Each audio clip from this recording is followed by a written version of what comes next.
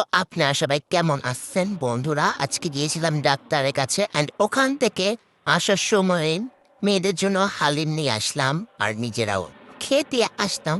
তো এখন হালিমগুলো আমরা আনবক্সিং করছি।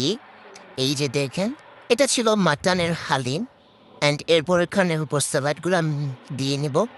এরপর লেবুর রসটা চিপে দিয়ে দেবো। ও মায় কি, লেবুটা তো পড়েই গেল আমার হাত থেকে চিপার আগে। এরপরে আমার ছোট্ট তো মোনাটা আর কি রিভিউ দিচ্ছি, ওর থেকে নাকি অনেক মজা লেগেছে গাইস। তো দেখতে পাচ্ছেন, আবার আমি এখানে বাজার করেও নিয়ে এসেছিলাম, আমরা মাছ নিয়ে এসেছিলাম।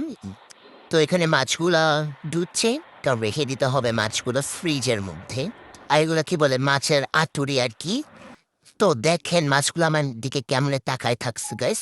তো এখানে আবার ধনেপাতা মরিচ আর ঢেঁড়সও নিয়ে এসেছিলাম।